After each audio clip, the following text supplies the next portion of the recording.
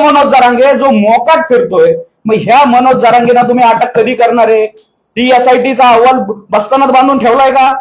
सर्वप्रथम बीड जिल्ह्यातील मस्साजोग या गावचे सरपंच संतोष देशमुख यांची जी निर्घुण हत्या झाली त्याचा ओबीसी म्हणून आणि महाराष्ट्राचे सजग नागरिक म्हणून आम्ही जाहीर निषेध व्यक्त करतो. असं म्हणलं जातं की गुन्हेगाराला कुठलीही जात पात धर्म पंथ नसतो.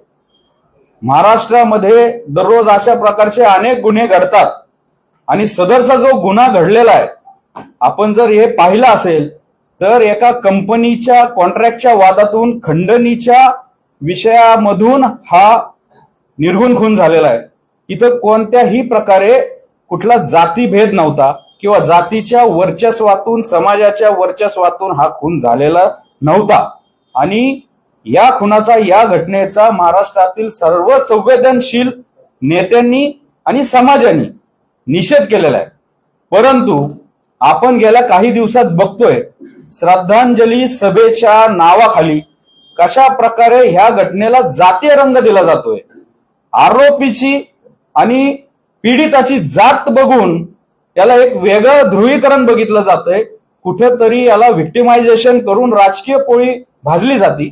पण याच्यामधून एक असं घडतंय की ज्या मनोज जरांगेने गेल्या 1 वर्षामध्ये आरक्षणाच्या नावाखाली आंदोलनाच्या नावाखाली जाती द्वेष निर्माण केला आणि महाराष्ट्र होरपळला. महाराष्ट्रामध्ये हजारो एसट्या फुटल्या, आमदारांचे बंगले जाळले गेले, ओबीसींची व्यवसायाची दुकानं, मग सोनार समाज असेल कुंभार समाज असेल, हे जाळलं गेलं, गावबंदी केली गेली. ह्या सगळ्यांमध्ये संपूर्ण महाराष्ट्रातला प्रत्येक जात घटक होरपळलेला आहे.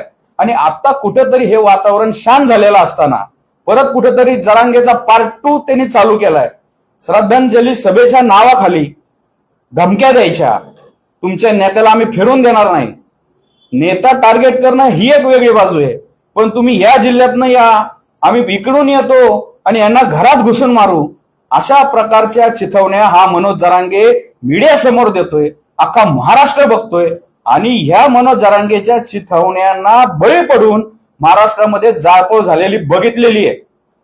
मग माझा सवाल असा आहे की जर तुम्ही एका प्रकरणाचा आका, ह्याचा आकाचा आका, मग मला एक प्रश्न विचारायचा आहे देवेंद्र फडणवीसांना आणि गृहमंत्र्यांना की अंतरवाली सराटीमध्ये जो लाठीचार्ज झाला, 64 पोलिसांची डोकी फुटली, त्याच्यामध्ये जवळजवळ 24 ते 25 महिला पोलिसांची डोकी फुटली गेली. 307 सारखे गंभीर गुन्हे तिथे आहेत.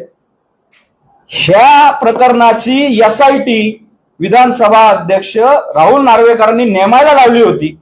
त्या एसआयटीचं काय झालं? मग या प्रकरणाचा आका कोण आहे? या प्रकरणाचा सूत्रधार कोण आहे?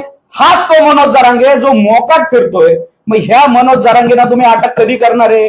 ती एसआयटीचा अहवाल बस्तानात बांधून ठेवलाय का? मारुतीची स्विफ्ट अधिक सुरक्षित, 6 एअरबॅग आणि 6 रंगात. मारुतीच्या नवीन स्विफ्टचा मायलेज 25.2 किलोमीटर प्रति लिटर इतका असून त्याची किंमत फक्त 6,49,000 सुरू होते. यासोबत LED rear lamps, USB charger सह rear AC vent, wireless mobile charging, नवीन इंजिन असे अत्याधुनिक फीचर्स देखील आहेत. फ्री टेस्ट ड्राईव्ह साठी आजच भेट द्या चव्हाण मोटर्स, होटगी रोड, सोलापूर.